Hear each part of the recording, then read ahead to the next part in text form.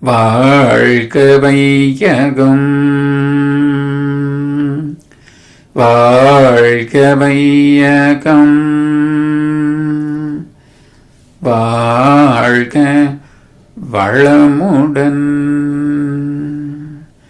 சிந்தனையை உடல் நலத்தை சீரமைத்து உய்வித்த குருவே வாழ்க, குருவே துணை. வேதாத்திரியம் வாழ்க வளமுடன். இன்று வரை உலகில் தோன்றிய அனைத்து சித்தர்களும் ஞானிகளும் மகான்களும் மற்றும் வேதாத்திரிய கோட்பாடுகளை அர்ப்பணிப்புணர்வோடு அகிலமெங்கும் உணர்வாக்கிக் கொண்டிருக்கும் ஞான ஆசிரியர்களின் மதிநுட்பமும் குருவர்களோடு சுகுமமாய் நம்மை சூழ்ந்திருந்து நாம் உய்வதற்கு துணை நிற்குமாக என்று சங்கல்பித்துக் கொண்டு இன்றைய தவ நிகழ்வை இறைவணக்கம் குருவணக்கத்தோடு நாம் இனிதை துவங்குவோம். இறைவணக்கம் பாட அருள்நிதி ஸ்ரீராம் ஜெயபிரகாஷ் ஐயா அவர்களும், குரு வணக்கம் பாட அருள்நிதி மீமா சுரேஷ்குமார் அம்மா அவர்களும். வாழ்க வளமுடன். வாழ்க வளமுடன். குருவே துணை. இறைவணக்கம். எல்லாம் வல்ல தெய்வமது எங்கும் உள்ளது நீக்கமர சொல்லால் மட்டும் நம்பாதே சுயமாய் சிந்தே தீர்த்தெளிவாய் வல்லாய் உடலில் இயக்கமவன் வாழ்வின் உயிரில் அறிவும் அவன் கல்லார் கற்றார் செயல் விளைவாய் காணும் இன்ப துன்பமவன் அவனின் இயக்கம் அணுவாற்றல் அணுவின் கூட்டு பக்குவம் நீ அவனில்தான் நீ உன்னிலவன் அவன் யார் நீ யார் பிரிவேது அவனை மறந்தால் நீ சிறியோன் அவனை அறிந்தால் நீ பெரியோன் அவன் நீ ஒன்றாய் அறிந்த இடம் அறிவு முழுமை அது முக்தி எல்லாம் வல்ல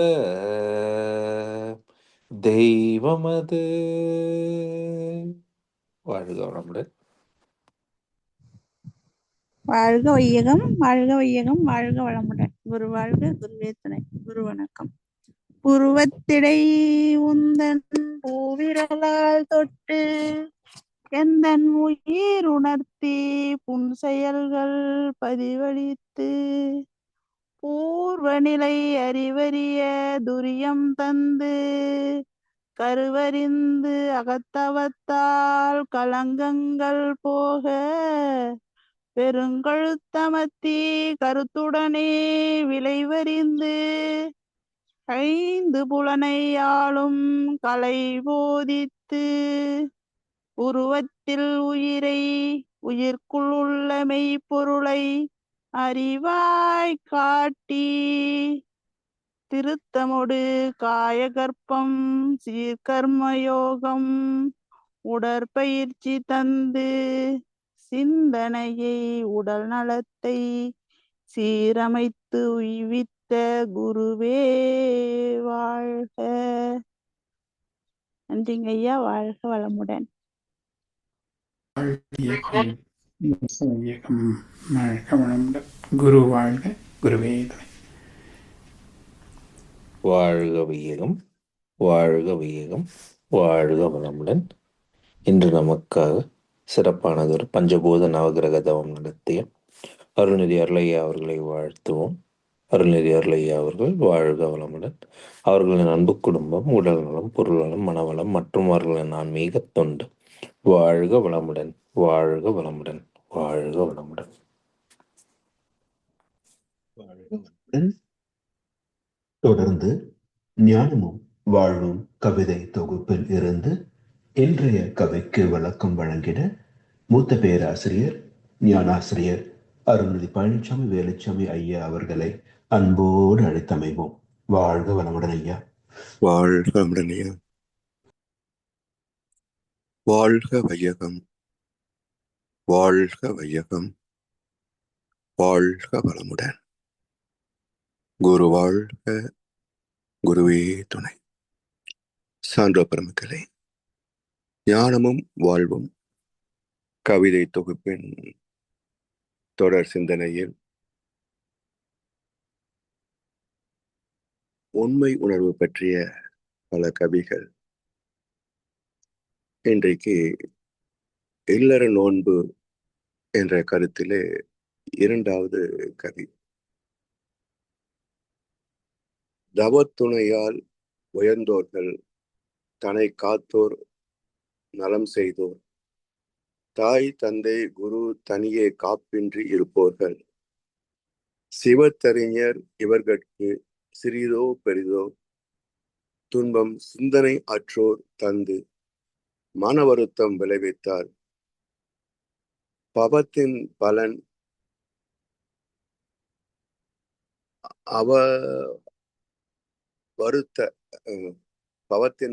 அவர் வருத்த அலை மோதி அவ்வேகம் பழி செய்தோர் உடல் காந்தம் உயிர் மூளை கேடு செய்யும். அரும் நண்பர் அனைத்து பொருள் அவர் வாழ்வில் எதிர்பார்ப்பாகும்.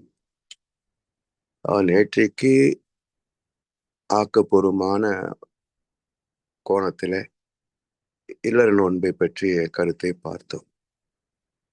இன்றைக்கு பொதுவாக அறியாமையால் இருக்கக்கூடிய ஒரு நிலை. தவ துணையால் உயர்ந்தோர்கள், தன்னை காத்தோர், நலம் செய்தோர். மகரிஷி அவர்கள் தவத்திலே உயர்ந்தார்கள். தன்னுடைய தேவைகளுக்காகவும் உழைத்து பொருள் ஈட்டி தன்னை காத்து கொண்டு இந்த உலகத்துக்கே அமைதி ஏற்பட வேண்டும் என்று 50வது வயது முதல் 95 வரை 45 ஆண்டுகள் சமூக நலத் தொண்டன் என்ற வகையிலே இந்த சமுதாயத்துக்கு நலம் செய்தார்கள். தாய் தந்தை குரு தனியே காப்பின்றி இருப்போர்கள், நானும் இல்லாதவங்க, தாய் தந்தை இல்லை, குரு இல்லை, தனக்கென்று ஒரு காப்பும் இல்லை, அதாவது அனாதைகள் போல இருப்போர்கள், சிவத்தறிஞர் இவர்கட்கு சிறிதோ பெரிதோ துன்பம் சிந்தனை அற்றோர் தந்து. சிவத்தறிஞர் சுத்தவெளி அறிந்த ஞானிகளுக்கு அல்ல மார்க்கத்திலே தன்னை இணைத்துக் கொண்டவர்களுக்கு சிறிதோ பெரிதோ துன்பம் சிந்தனை அற்றோர் தந்து மன வருத்தம் விளைவித்தார். அறியாமையில் இருப்பவர்கள் இவர்களுக்கு மன வருத்தம் விளைவித்தால் அந்த பாவத்தின் பலன் அவர் வருத்த அலை மோதி அவ்வேகம் பழி செய்தோர் உடல் காந்தம் உயிர் மூளை கேடு செய்யும். இந்த பாவ பதிவு ஞானிகள் நம்மை துன்புறுத்தி விட்டார்களே என்று சபிக்க வேண்டாம். ஆனாலும் உடல் துன்பம் என்பது தவிர்க்க முடியாது இல்லையா? மனதால மன்னித்தாலும் கூட உடல் துன்பம் அதுக்குரிய காலத்தை எடுத்துக்கொண்டு தானே குணமாகும். அப்ப அந்த வருத்தலைகள் யார் அந்த வருத்தத்தை உண்டாக்கினார்களோ அவர்களுக்கு பாவ பதிவாக போய் சேரும். பழி செய்தோர் உடல் காந்தம், அதாவது உடல் காந்தம் ஜீவகாந்தம் உயிர் மூளை கேடு செய்யும். உயிரிலையும் நினைவிலையும் அது நினைவலைகளாக பதிந்து துன்பத்தை தரும். அவத்தின் விளைவு அவருக்கு அகண்ட வான் காந்தம் தவத்துக்கு எதிர்ச்சொல் அவம். அவம் என்பது அறியாமையால், தேவை, பழக்கம், சூழ்நிலை, பிரபல தூண்டுதல், இப்படி வாழ்க்கை பற்றிய புரிதல் இல்லாத போது ஏற்கனவே பிறர் வளம் பறித்து வாழ்ந்த விலங்கினர் பதிவு மனிதனாக வந்த பிறகும் அந்த பரம்பரையிலே அறியாமலேயே வாழ்ந்து செய்த பாவங்கள், இவையெல்லாம் தொடர்ந்து ஒவ்வொரு தலைமுறைக்கும் துன்பத்தை தான் அதிகமாக தரும். அப்படிப்பட்ட மனோபாவத்துக்கு அவம் என்று சொல்வார்கள். அப்ப ஆண் என்ற மனிதன் அல்லது ஆன்மா அவம் என்ற பாவச் செயலை செய்ய தூண்டுகின்ற அந்த குணம், அடிப்படை உணர்வு, அதை ஆண் கூட்டல் அவம், ஆணவம் என்று சொல்வார்கள். அப்ப ஆணவம், கர்மம், மாயை. ஆணவத்தினால் மாயை, ஆணவமும் மாயையும் சேர்கின்ற போது அது கர்ம வினைகளாகத்தான் இருக்கும். அதனால் முதலில் மாயை விலக்கி பாவச் செயல்களை தவிர்த்து, பிறகு ஆணவத்தை அழிக்க முடியாது, ஆனால் அதை எச்சரிக்கையோடு பாதுகாத்துக் கொள்ளக்கூடிய விழிப்புணர்வை பெற வேண்டும். இப்படி அவத்தின் விளைவு அவருக்கு அகண்ட வான்காந்தமும் அரும் நண்பர் அனைத்து பொருள் அவர் வாழ்வில் எதிர்ப்பாகும். வான்காந்தம் இந்த உலகத்தில் இருக்கக்கூடிய இறைநிலை பாசிட்டிவ் வேவ்ஸ், அதிலிருந்து எழுச்சி பெற்ற நெகட்டிவ் வேவ்ஸ், இதுல எதை பயன் கொள்ள வேண்டும் என்ற அறிவோடு பிறந்த ஜீவன் தான் மனிதன். அந்த அறிவை, மெய் அறிவை பயன்படுத்தி கொள்ளவில்லை என்றால் அப்போ அவனுடைய பதிவுகள் ஏற்கனவே இவருடைய முன்னோர் அதே போல ஆணவம், கர்மம், மாயையிலே வாழ்ந்து முடிந்த மற்றவர்கள் இந்த வான்காந்தத்தோடு தான் தொடர்பு கொண்டு இருக்கும், இந்த பதிவுகளோடு தான் தொடர்பு கொண்டு இருக்கும். அப்போ இந்த பிரபஞ்ச ஆற்றல் வான்காந்தம் என்பது இவனுக்கு தீய எண்ணங்களை செயல்களை செய்வதற்குத்தான் ஊக்கம் தருமே தவிர நற்செயலுக்கான தொடர்பு அதிகம் இருக்காது. அதனால் வான்காந்தம் இவனுக்கு எதிராக மாறுகிறது. அரும் நண்பர், அரும் நண்பர் எப்படி கிடைப்பாங்க? நல்லவர்களுக்கு நல்லவர்கள் நண்பர்கள் ஆவார்கள், திருடர்களுக்கு திருடர்கள் நண்பராவார்கள். இது போல இனம் இனத்தோடு சேர்வது பஞ்சபூத விதி, ஜீவன்களின் நியதி. அதனால் நல்ல நண்பருடைய தொடர்பு எப்படி கிடைக்கும்? இவர்கள் தேட மாட்டார்கள், காத்துக்கொள்ளவும் மாட்டார்கள். அதனால் அரும் நண்பர் நட்பு கிடைப்பது இல்லை. அனைத்து பொருள் அவர் வாழ்வில் எதிர்ப்பாகும். அனைத்து பொருள் எதுவுமே ஈர்ப்பு தன்மை இருந்தால்தான் வந்து சேரும். விளக்கும் விசை அதிகமாச்சுன்னா வரக்கூடிய நன்மைகள் கூட விலகி போய்விடும். பிறகு வாழ்க்கையில என்ன அனுபவங்கள் மிச்சம் பாருங்க. அதனால் சமுதாயத்தில் பொருள் ரீதியாக வறுமை கோடு, நடுத்தரம், நடுத்தரம், உயர்தரம் என்று பொருள் ரீதியாக பேதங்களை வகுத்து வைத்திருந்தாலும் அந்த பொருளின் இயல்பு என்ன என்றால் புண்ணியத்தின் பலன் தானே வாழ்க்கை மேன்மைகள். அதனால் நற்புண்ணியம் இருந்தது அப்படின்னாக்க அப்போ வசதிகள், 7 சம்பத்துகள் அந்தந்த அளவிலே எவ்வளவு புண்ணியம் இருக்குதோ அது தகுந்த அளவிலே செல்வமாக, வாழ்க்கை வளமாக வந்து சேரும். இந்த அறியாமலேயே வாழ்கின்ற மக்கள் எத்தனை பேர் பாருங்க. இந்தியாவில் பார்த்தோம்னு சொன்னால் வறுமை கோட்டுக்கு கீழே ஒரு நாளைக்கு ஒரு $2 அப்படின்னா $200 வச்சுங்களேன். $200 சம்பாதிக்க முடியாத ஏழை மக்கள் எத்தனை பேர் இருக்கிறாங்க? கோடிக்கணக்கான பேர். 150 கோடி ஜனத்தொகையில 40% அதிகமா இந்த கோட்டுல தான் இருக்கிறாங்க. இது குறைகிறதான்னு பாருங்க. அதை குறைப்பதற்காக ஒரு திட்டம் தீட்டுவாங்க. குடிசை மாற்று வாரியம், பிச்சைக்கார் மறுவாழ்வு திட்டம்னு ஆரம்பிப்பாங்க. பிச்சைக்கார் அங்கேயே தான் இருப்பான், குடிசைவாசி அங்கேயே தான் இருப்பான். அந்த திட்டத்தின் வழியாக இவங்க கொஞ்சம் சேர்த்துக்குவாங்க, அவ்வளவுதான். அப்போ எந்த அரசாங்கமோ அமைப்புகளோ உண்மையாக மனிதனுடைய தரத்தை உயர்த்துகின்ற அறிவை தருவது இல்லை. வெறுமனே பணத்தையும் பொருளையும் தந்து இதுதான் நல்ல ஆட்சின்னு ஒரு மாயை உருவாக்கி கொள்கிறார்களே தவிர, உண்மையான செங்கோன்மை என்று சொன்னால் மக்களை அறிவிலே உயர்த்த வேண்டும், பண்பாட்டிலே உயர்த்த வேண்டும். அப்பதான் பாவம் செய்ய மாட்டாங்க.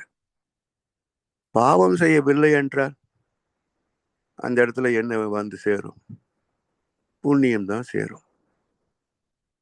அப்போ நலத்தென்கண் நாரின்மை தோன்றின் அவனை குலத்தென்கண் ஐயப்படும் என்று தான் வள்ளுவர் சொன்னார்.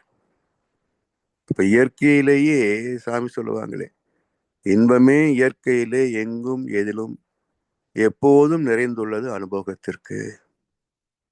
இப்ப இயற்கை இயல்பே எல்லா ஜீவன்களுக்கும் எல்லா வளங்களும் தந்து வாழ வைப்பதுதான், நிறைவாக காப்பதுதான்.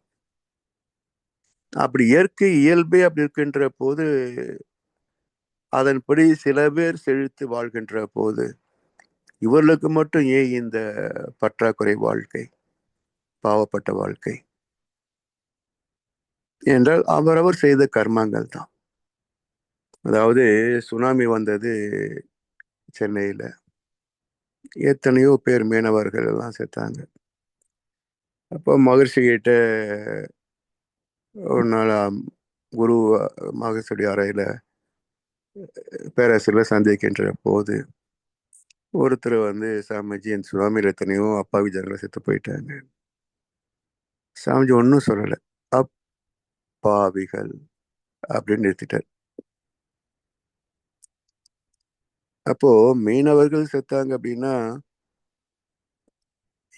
ஏழைகள் தான் கருணைக்கு உரியவர்கள் தான் என்றாலும் கூட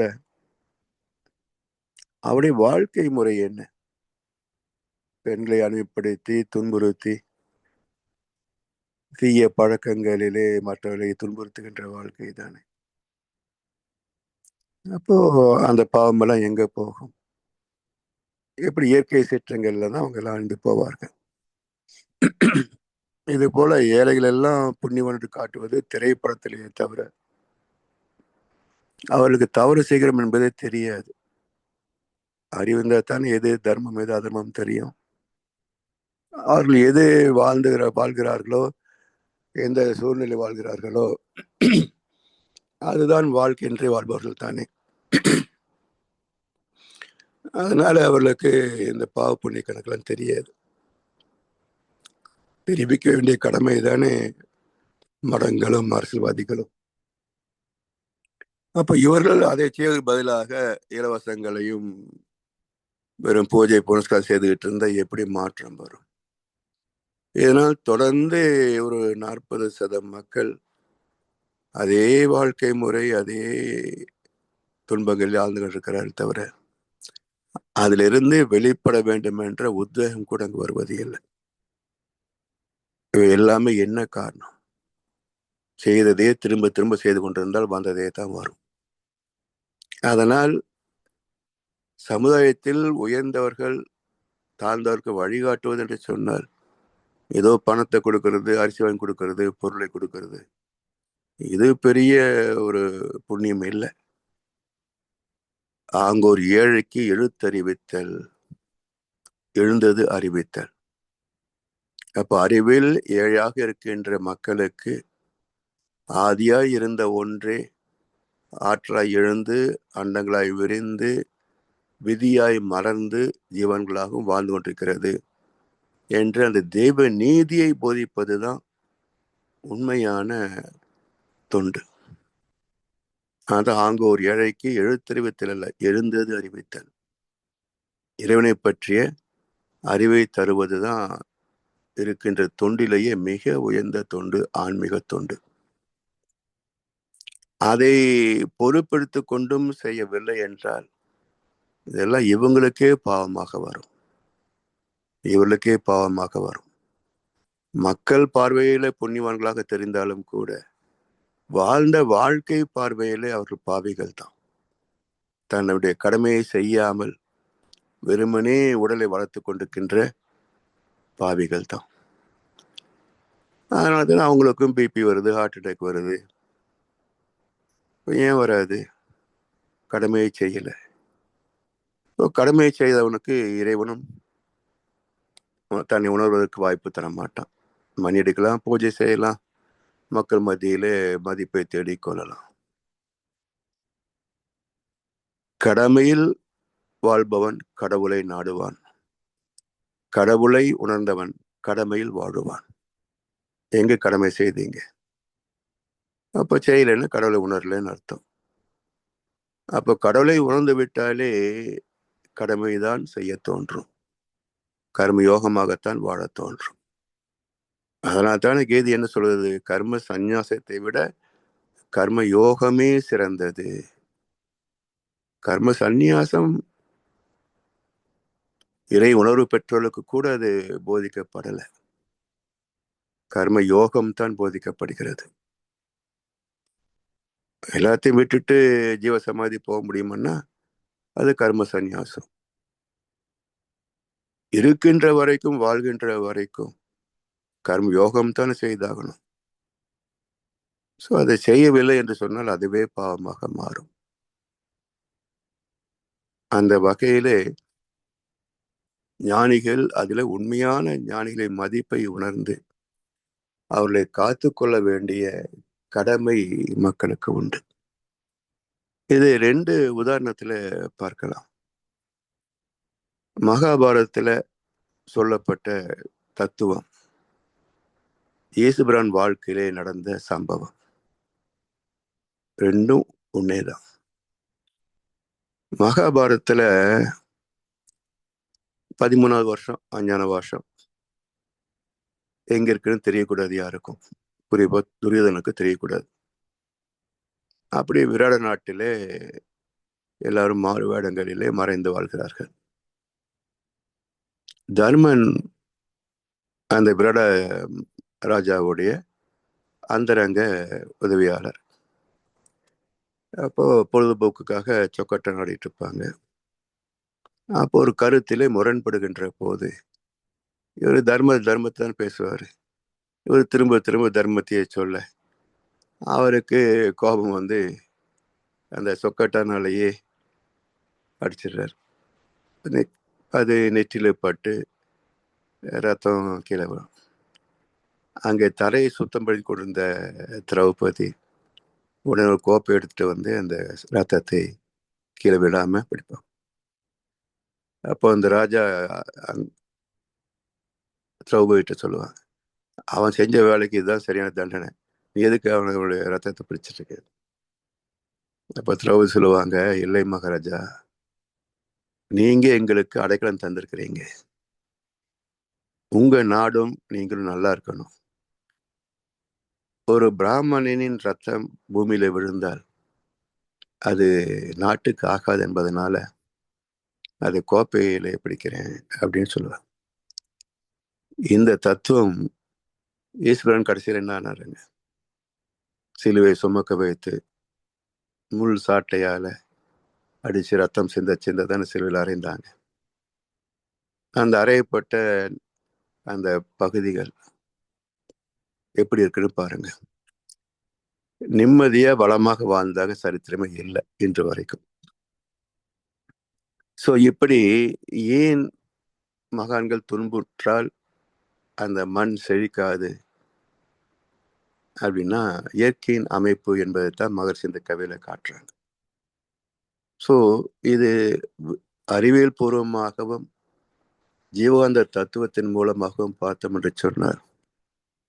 எண்ணம் சொல் செயல் என்று எதுவுமே வீண் போவதில்லை, அந்த நேரத்தோடு மறைந்து போவதும் இல்லை. 140 ஆண்டுகளுக்கு அது விளைவை தரக்கூடிய பதிவாகும். அதன் பிறகும் அழிந்து போகாத வான்காந்த பதிவாகவும் இருக்கும். எதுவுமே அழிந்து போவதில்லை, எல்லாமே இந்த காந்த களத்துல பதிந்திருக்கும். அதனால இந்த இயற்கை நீதியை புரிந்து கொண்டு அறத்தோடு வாழ்வதுதான் பாதுகாப்பான வாழ்க்கையை தவிர, அறம் பிறந்தால் வாழ்க்கை சிக்கல தான் போகும். இன்றைக்கு தெரியவில்லை என்றாலும் கூட ஒரு 3 தலைமுறைக்கு பிறகு என்ன ஆவாங்கன்னு தெரியும். மத்திய அரசிலையும் பார்த்தோம், மாநிலத்திலையும் பார்த்தோம். என்ன ஆட்டானாலும் 3 தலைமுறை தான், அதோட அட்ரஸ் இல்லாம காணாம போயிடுவாங்க. இதுதான் சரித்திரம். இதை புரிந்தவர் நல்லது செய்து காத்து கொள்ளலாம். புரியவில்லை என்று சொன்னால் பதவி பணம் என்ற அதிகாரத்துல பாவத்தை செஞ்சு தொலைஞ்சு போகலாம். சுப்ரீம் கோர்ட் வேணா காசு வாங்கிக்கிட்டு தீர்ப்பை மாற்றி சொல்லலாம். இறைவன் அப்படி ஏதாவது இதை தீர்ப்பை மாற்றி எழுதுவானா? அதனால் யாராக இருந்தாலும் இந்த நீதியை புரிந்து கொள்ளணும். இதை புரிந்து கொண்டு வாழ்கின்ற வரைக்கும் தான் நமக்கும் நம் சந்ததிக்கும் நிறைவான வாழ்க்கை. அதனுடைய அடித்தளம்தான் நம் கடமை, அறவாழ்வின் நாட்டத்தை சிறக்கட்டும் என்று சொல்லி வாய்ப்பளித்த செவிமடுத்த அனைவருக்கும் நன்றி பாராட்டி இன்றைய உரையை நிறைவு செய்கின்றோம். வாழ்க வளமுடன், வாழ்க வளமுடன், வாழ்க வையகம்.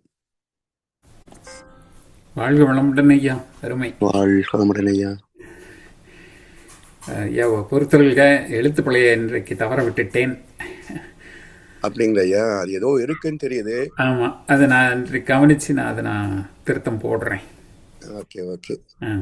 அவ வருத்தமா அல்லது அவர் வருத்தமா அப்படிங்கிறது பாவத்தின் பலன் அவ்வருத்த அலை மோதி அவ்வருத்த அப்படி இருக்கலாம். அப்போ அதுல ஒரு புள்ளி விட்டு போயிருக்குன்னு நினைக்கிறேன். புள்ளி விட்டுருக்கலாம். ஆமா, சரிங்கய்யா. சிறப்பு, மகிழ்ச்சி. தொடர்ந்து மகான் கவிகளுக்கு சிறந்த முறையிலே விளக்கங்கள் வழங்கி நம்மை சீராக வழி நடத்தி கொண்டிருக்கும் மூத்த பேராசிரியர் ஞானாசிரியர் அருள்நிதி பழனிசாமி வேலுச்சாமி ஐயா அவர்களும் அவரது அன்பு குடும்பத்தினரும் அருட்பெயர் ஆற்றல் கருணையினால் உடல் நலம், நீளாயுள், நிறை செல்வம், உயர் புகழ், மெய்ஞானம் ஓங்கி வாழ்க வளமுடன், வாழ்க வளமுடன், வாழ்க வளமுடன். நன்றிகள் ஐயா. பாடல்கள் பாடி நிறைவு செய்யும் தருணம். வேதாத்திரிய பாடல் பாட அருள்நிதி சூர்யா ஜெயமணி அம்மா அவர்களும், பிரம்மஞான கவி பாட அருள்நிதி சாந்தி கண்ணன் அம்மா அவர்களும், உலக நல வாழ்த்து பாட அருள்நிதி விஷ்ணுபிரியா அம்மா அவர்களும். வாழ்க வளமுடன். வாழ்க வளமுடன், வாழ்க வையகம், வாழ்க வையகம், வாழ்க வளமுடன். வேதத்திரிய பாடல். போரில்லா நல்லுலகம், பொருள் துறையில் சமநீதி, நீர்மையான நீதிமுறை, நில உலகு கோராட்சி, சீர் செய்த பண்பாடு, சிந்தனையோர் வழிவாழ்வு, சிறப்புணர்ந்த பெண்மதிப்பு, தெய்வ நீதி வழிவாழ்தல், தேர் திருவிழா தவிர்த்தல், சிறுவர்கட்கே விளையாட்டு, செயல் விளைவு உணர்கல்வி, சீர்காந்த நிலை விளக்கம், பார் முழுவதும் உணவனே பொதுவாக்கள், பல மதங்கள் பல கடவுள் பழக்கம் ஒழித்து உண்மை ஒன்றை தேர்ந்திடுதல். நன்றி. வாழ்க வளமுடன் ஐயா. வாழ்க வையகம், வாழ்க வையகம், வாழ்க வளமுடன். குரு வாழ்க, குருவே துணை. பிரம்மஞான கவி.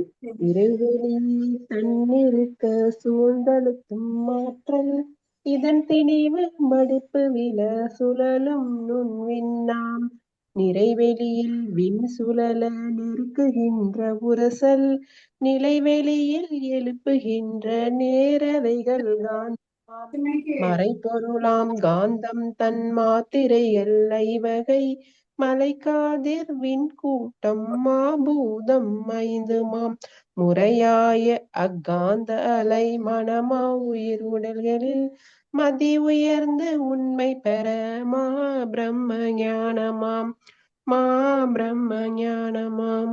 நன்றி ஐயா, வாழ்க வளமுடன். வாழ்க வளமுடன்.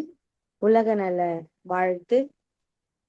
உலகமெல்லாம் பருவமழை ஒத்தபடி பெய்யட்டும், உழவரெல்லாம் தானியத்தை உவப்புடனே பெருக்கட்டும், பல தொழில்கள் புரிகின்ற பாட்டாளி உயரட்டும், பகுத்துணர்வில் தொகுத்துணர்வு பண்பாட்டை உயர்த்தட்டும், கலகங்கள் போட்டி பகை கடந்தாட்சி நடக்கட்டும், கல்லாமை கடன் வறுமை களங்கங்கள் மறையட்டும், நலவாழ்வை அளிக்கும் ஞான ஒளி வீசட்டும், நம் கடமை அறவாழ்வின் நாட்டத்தே